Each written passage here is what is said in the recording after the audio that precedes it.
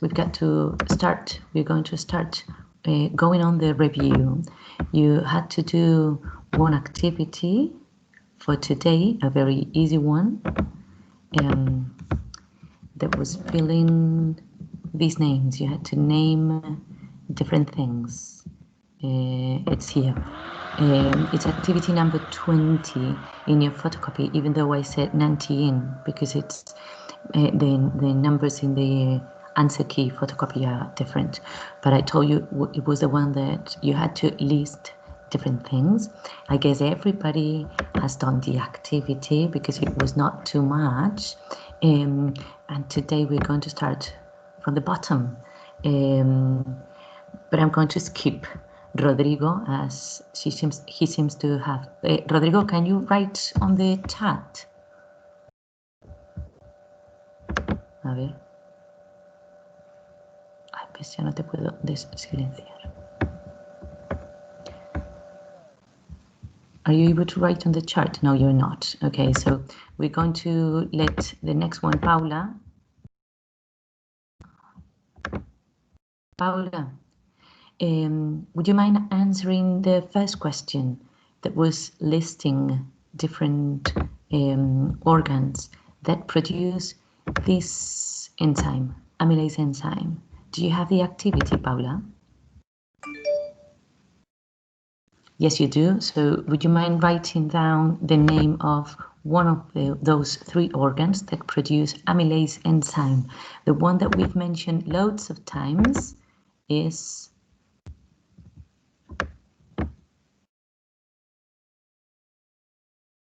the intestine. Okay, that's one. One is the intestine. Another one would be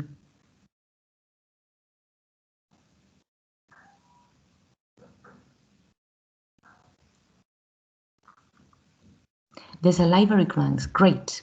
I like that you write down salivary glands because some of you said that the organ is the mouth. But it's better if you say that it's the salivary glands, those that produce the enzyme amylase. Of course, salivary glands released this saliva into the mouth. But the organ that is producing them would be the salivary glands. As a gland, they are an organ. The other one is the intestine. And then what's the next one? Because the activity is asking you to name three. So one would be the intestine, another one, the salivary glands, and the third one is...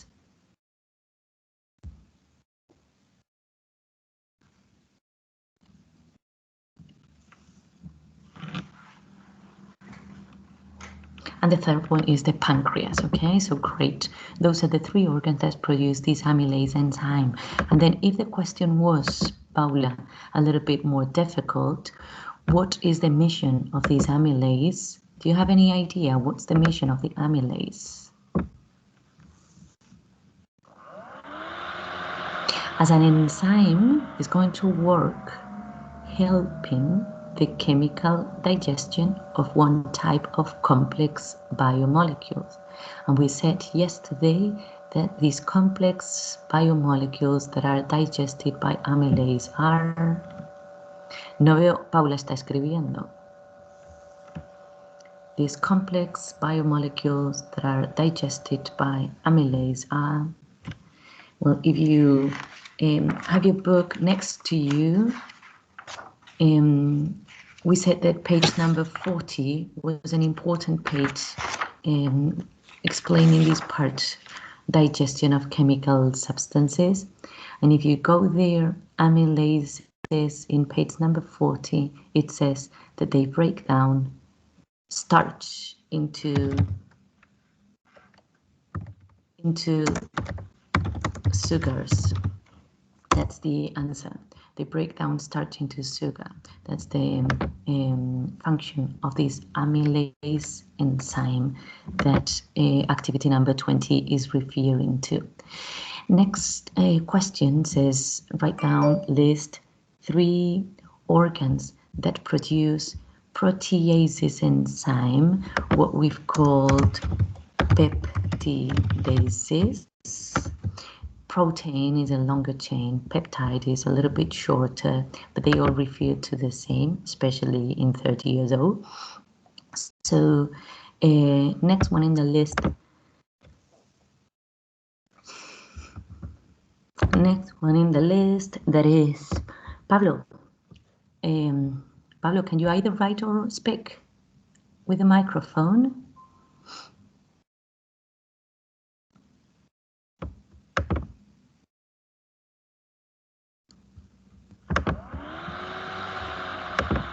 Pablo, are you there? You can't speak, okay, but you can write. So would you mind writing down the name of one of these three organs that produce these enzymes that digest proteins or peptides? Three organs.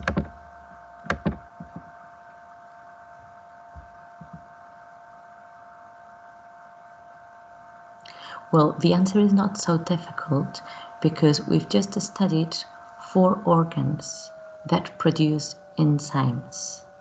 One of them is salivary glands, the other one is the stomach, the other one are the intestine, the other two are the intestine and the pancreas.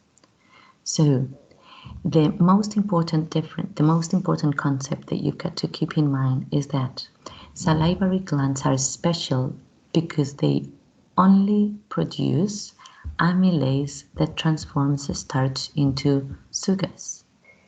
And the stomach is important because it's the only one that produces, Pablo, any idea on the name of the enzyme that is produced in the stomach?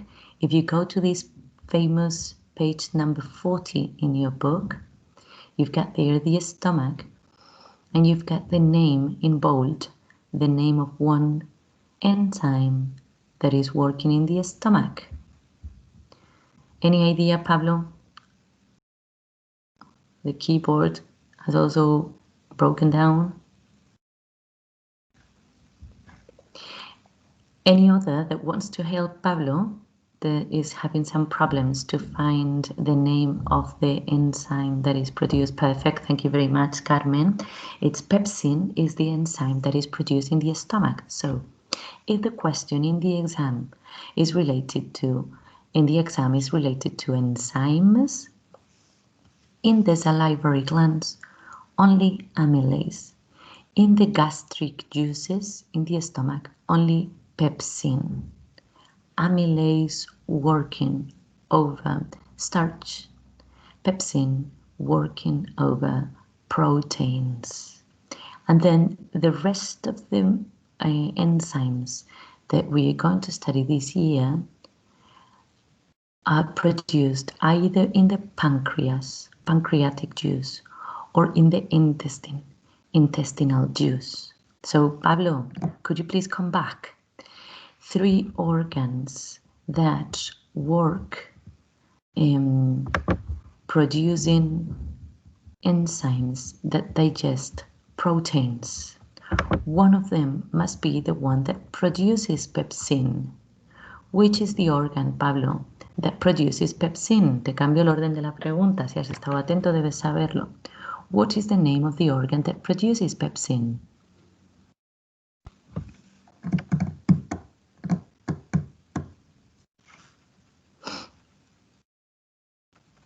Pablo, starting with an S. Any other starting with an S?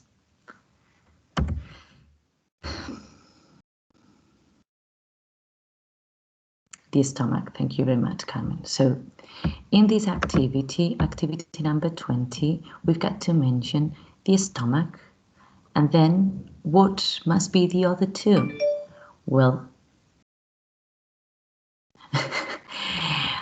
the other two, if one of them is the stomach, the other two must be the intestine and the pancreas. Okay, Pablo, just one advice.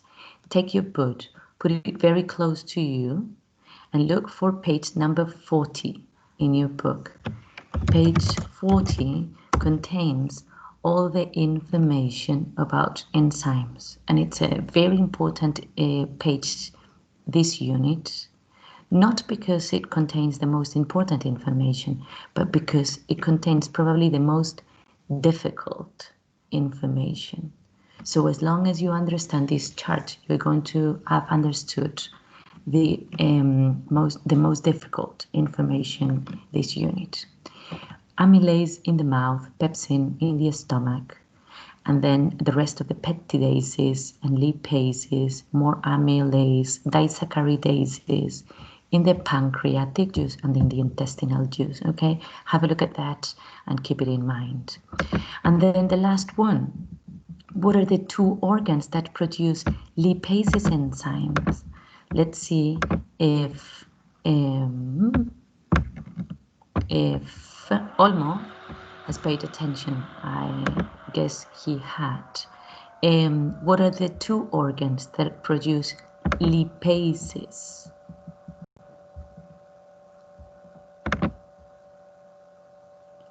One of them, Olmo, is the pancreas. Is it the stomach? What is the name of the enzyme that is produced in the stomach? It's only pepsin, acting on proteins. So the stomach is not producing lipases. It's the pancreas. And what's the other one that is producing lipases apart from the pancreas? The other one that we mentioned, the small intestine. Perfect. Okay, so if I ask you about salivary glands, you only have to mention amylase acting on starch.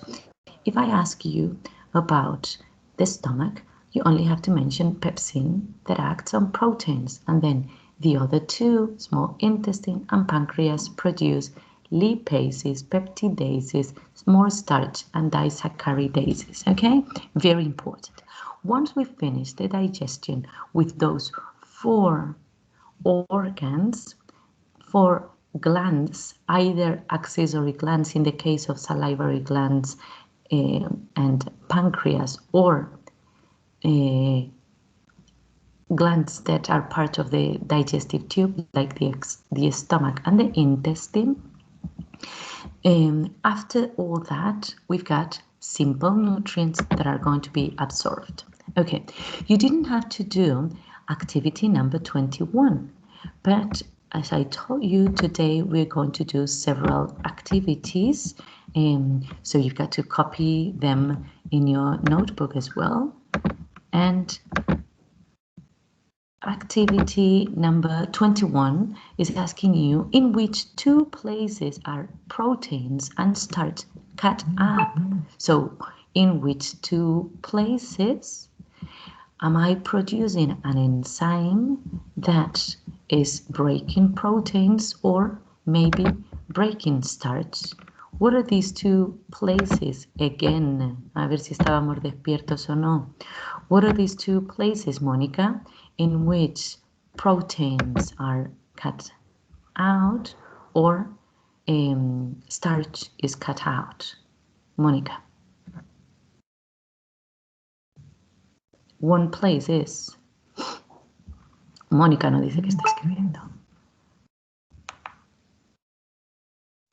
Proteins in the stomach and starch in the mouth. Perfect. Okay, so I've repeated lots of times because it's something that it seems to be important. Activity number 22 is a little bit complex, and we haven't talked about that a lot, but it's important that you understand what happens after digestion. Okay, so more than correcting the activity, what I'm going to do is explaining the activity to you. Let's see if I can write it down a little bit bigger for you. Okay, so what do we have here? We've got the molecule of glucose here, and what the activity is asking you, a ver que suena por aquí. What the activity is asking you is, okay, glucose is the simple monosaccharide that is going to be absorbed in blood. But the question is, which type of biomolecule, complex biomolecule, is included in foods that after digestion is going to produce monosaccharides? What is the name of this complex biomolecule? Well, glucose as a monosaccharide comes from polysaccharides or disaccharides. So what you've got to do in the activity is look for the name of one polysaccharide or one disaccharide here in this list. So we've got fat cells, liver, body cells, muscles, glucose, sugars, starch, glycogen, and fat. There in this list, you've got 3 names of either disaccharides or polysaccharides. But you've got one that we've mentioned loads of times today that is included in food, and it's going to end up giving me glucose. What's the name of the polysaccharide that we've mentioned loads of times today and is included in this list? Miguel, do you see in this list the name of any polysaccharide? Fat cells, are they polysaccharides? Liver, is it a polysaccharide? Body cells, muscles, glucose, sugar, starch, glycogen, or fat?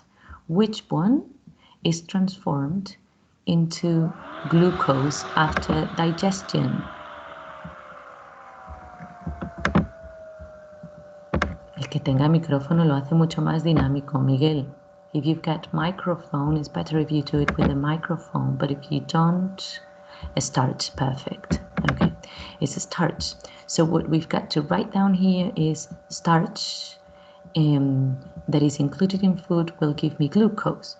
But apart from starch, I can also eat another thing, another biomolecule included in food that is going to be transformed in glucose. The other one is these sugars. Sugars are disaccharides, only 2 molecules of monosaccharides joined together. And these sugars also give me glucose. So letter A should say starch and sugars. Foods that contain starch and sugars are going to give me glucose. I also get some glucose when I break down some fats or complex proteins. But that is a different level, okay? So you don't need to understand this. But at the end, you could also get glucose. Then, once I've absorbed glucose in blood, because all this digestion happens in the intestine, mouth and intestine, and then in the intestine, this glucose passes to capillaries. Then 3 different things could either happen when you eat foods containing glucose. You can either use it immediately or maybe store it in your body for using later, but not very far away, in a few hours. Or if you really have an excess, you're going to store it, but in a different type of molecule. So it could either be used immediately or stored for later use, or maybe así mejor, ¿verdad? Así mejor, ¿verdad? Que os lo he puesto en chiquitito.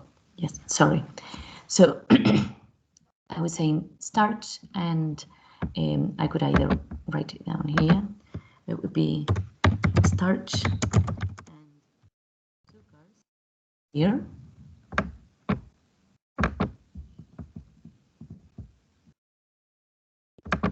Starch and sugars are transformed into glucose, and this glucose could either be used immediately or stored in one type of biomolecule, or maybe stored in another type of biomolecule. Well, we haven't talked about this, but I guess that you can have an idea. If you use glucose immediately, where in your body do you think that this glucose is used? It could either be in fat cells, in the liver, in body cells, in your muscles, Glucose, sugars, starch, glycogen, or fats? Well, it must be any of these four possibilities. Which type of cells are going to use a lot of glucose in your body? Obviously, your muscles are going to use a lot. So we can write down in our diagram here that the place in which glucose is going to be used immediately is in your muscles. But also any other type of cell in your body will need glucose. Right now, your muscles are not using a lot of energy, but you do need to get foods, and you are using this glucose every second in your life. What is the organ that is consuming more glucose in your body right now? What do you think? Any volunteer that tells me what's the organ that is consuming more glucose right now in your body?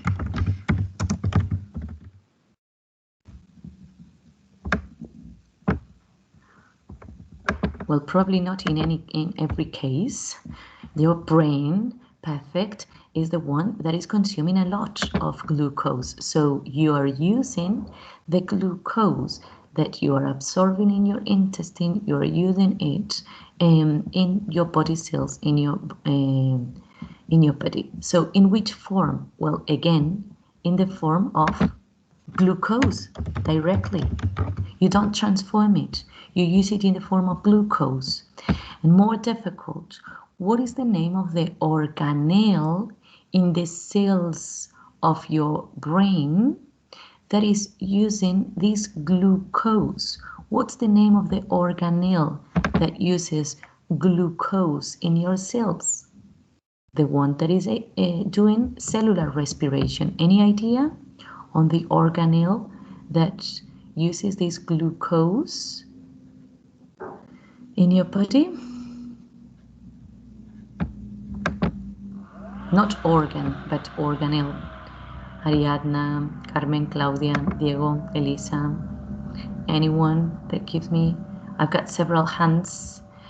Neuron is the cell. Well, in fact, neurons are so specialized in sending messages that they are not going to do this, but it's the mitochondria in glial cells, in accessory cells, perfect, the mitochondria, is the mitochondria in glial cells that is going to use a lot of glucose. But what you've got to write down in your diagram is this, that glucose will immediately used in your muscle cell and body cells in the form of glucose, of course. If I don't use this glucose for a long time, the excess of these nutrients is going to be stored in another form, in another type of molecule. What is the type of molecule that my body uses to store energy for a long time? What type of molecule am I going to use to store energy for a long time? I've already used glucose, esta la podremos tachar. I've already used it. I've already used sugars, starch. So is it glycogen or fats? When I use it and when I store it for a long time, what is the name of the molecule that I use? Well, I've got a lot here. It's energy for the future. What's that? What type of molecule is it? It's adipose cells, so would be adipocytes, or what is known here as fat cells, and the molecule is fats. So place would be fat cells and in the form of fats.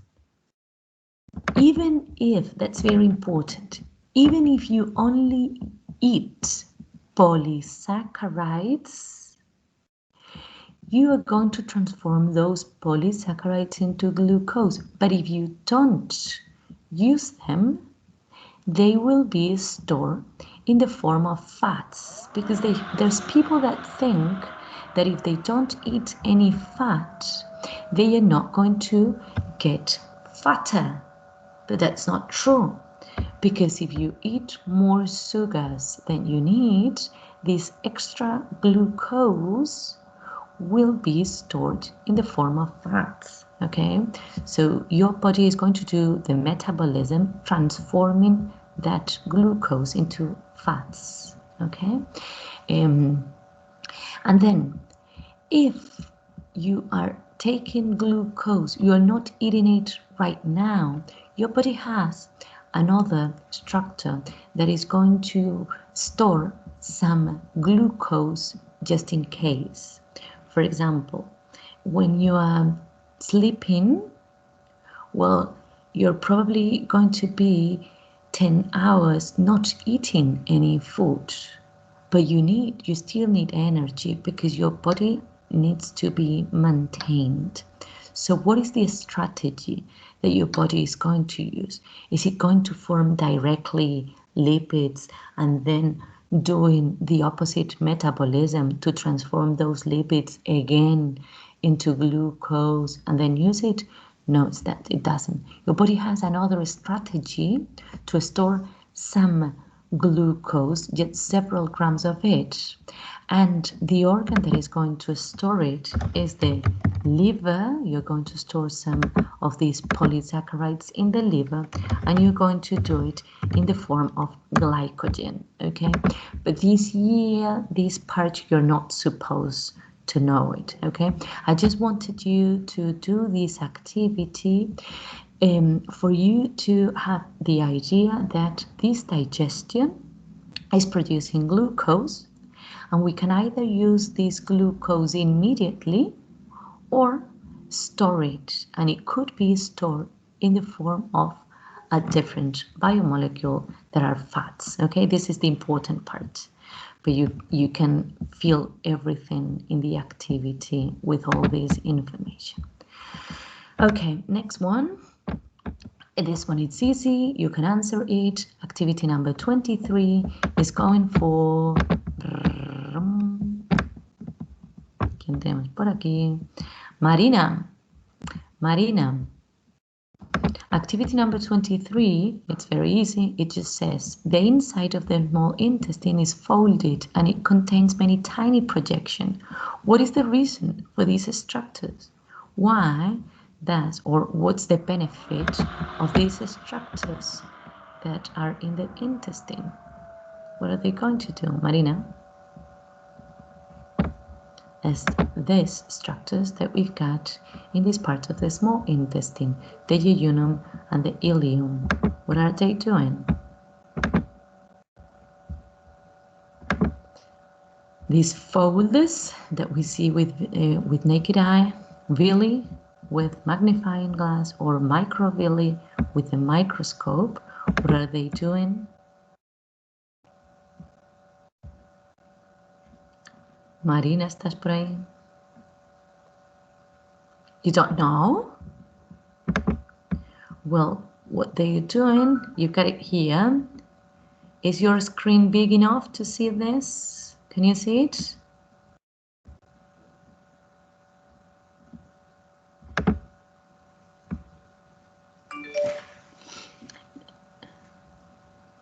What is that, Marina? What does it say here?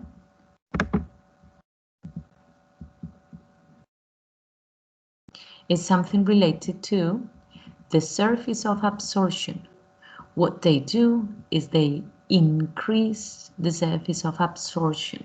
Okay, if you've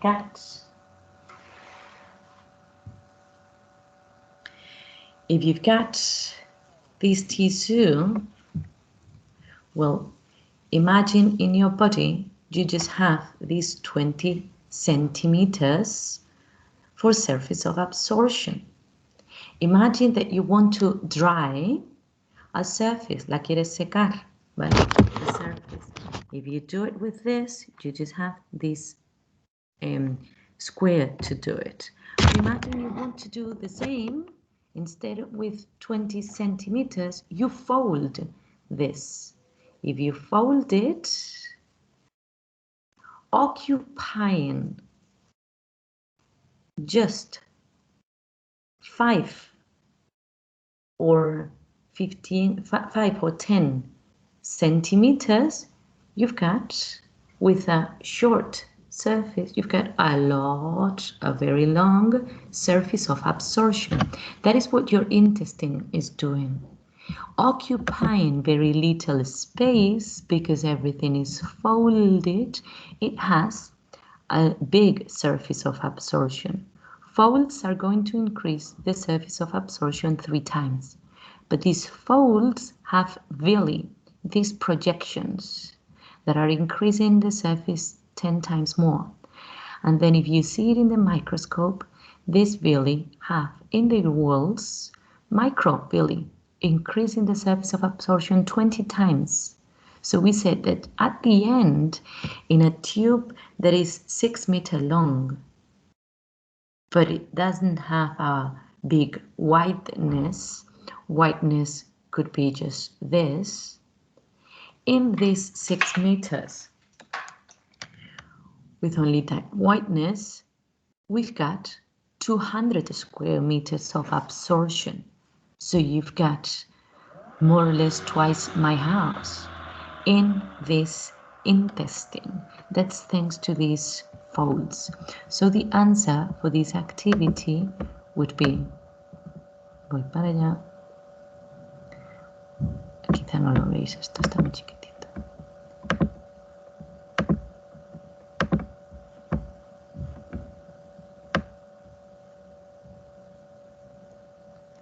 The answer for this activity is that folds, los pliegues, increase the surface of absorption 3 times, villi 10 times, and microvilli 20 times.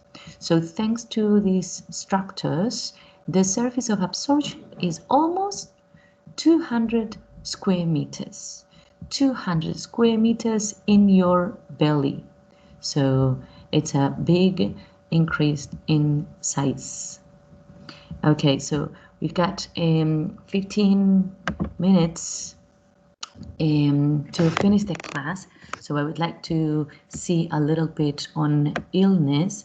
Then what I'm going to do is we're going to let these 3 activities, 24, 25, and 26, that's going to be your homework, okay, for the following day, which is Monday, I think. In case we've got class on Monday, no worries, we'll correct it in class directly, physically, but if we don't, we'll do it here. And now I wanted to talk a little bit about this illness. While we talk about the illness, we'll do a review as well on this process of digestion. Okay, so you're going to help me as well on this. Vamos a ver si encuentro el dibujo. Vale.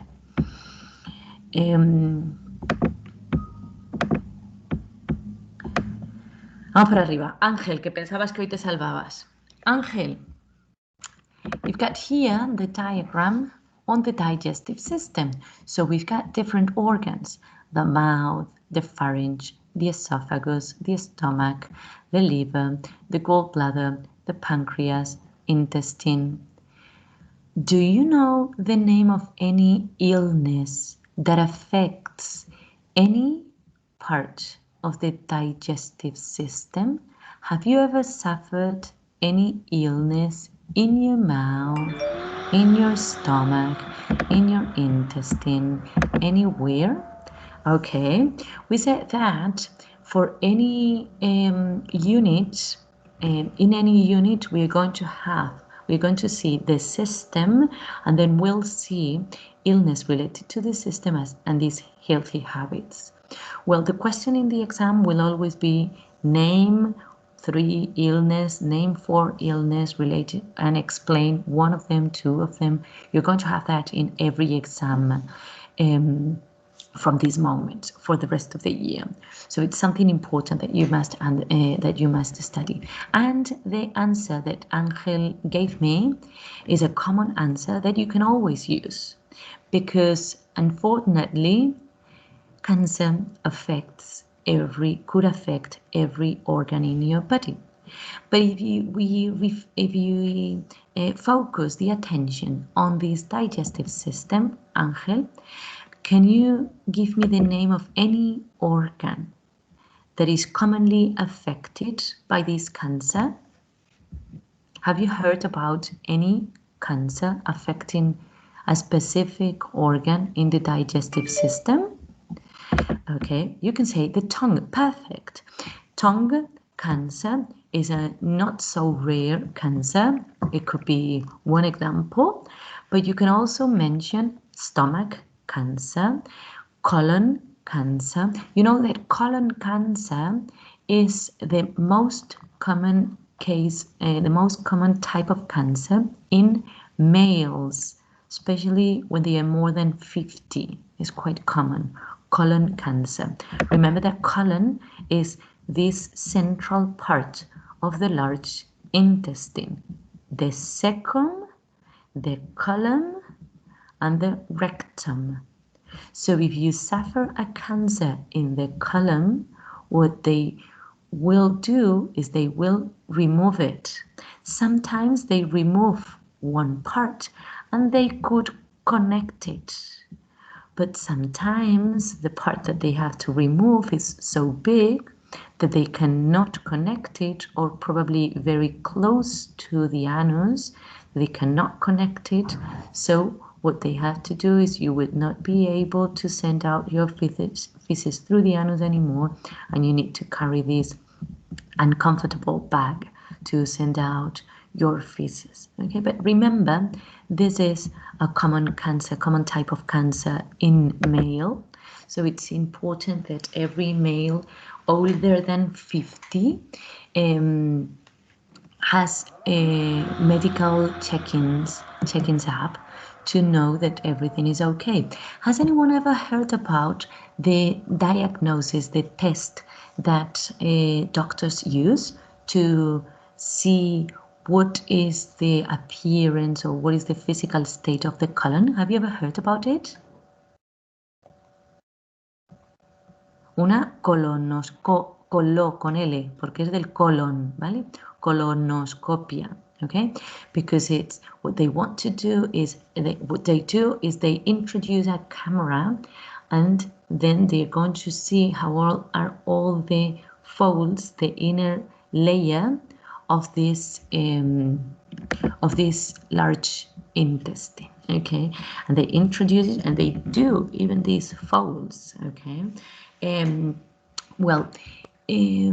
That could be one answer, colon cancer in the colon or in any other organ. Of course, you can even suffer cancer in your liver or in the pancreas.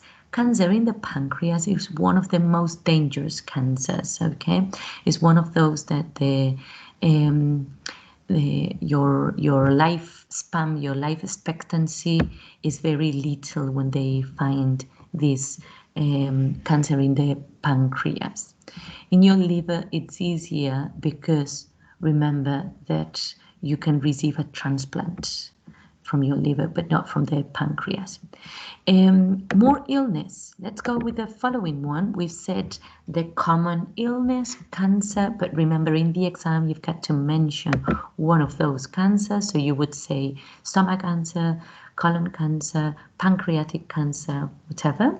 Ariadna, any other example of illness apart from cancer that could affect any organ in my digestive system? For example, we've got here gastroenteritis. Perfect. Remember that any itis is an infection, and if it's gastro, is because it's affecting the stomach. Entero is referring to all these parts of the abdomen. So gastroenteritis means an infection in this part of the stomach and intestine. okay? And it could be produced by the infection of a bacteria, the toxins that this bacteria is producing, and your body is going to detect it and is going to produce, is going to try to send out your feces very soon. There's two possible reactions on your digestive system as it finds that something is going wrong with food. Sometimes it's going to provoke this vomit, send out food outside, or if food has already passed in the form of chyme, it's going to produce another symptom, that is diarrhea. You've got diarrhea as another example that could be a consequence of this gastroenteritis. And what about the opposite? The opposite to diarrhea. What's the name in English for this opposite process to diarrhea, Carmen?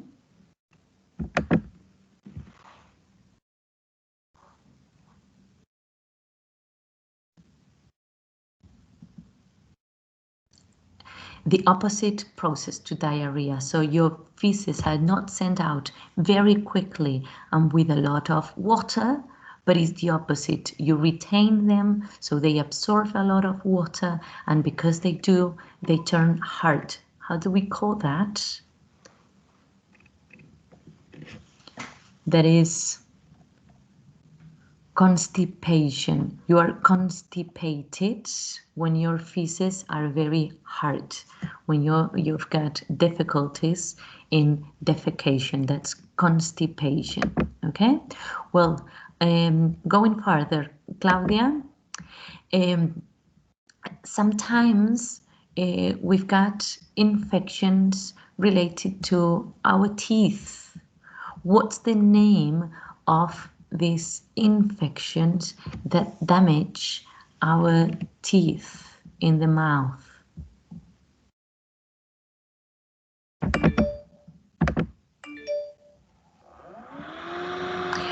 Appendix, caries, me voy con esto y ahora voy con lo otro.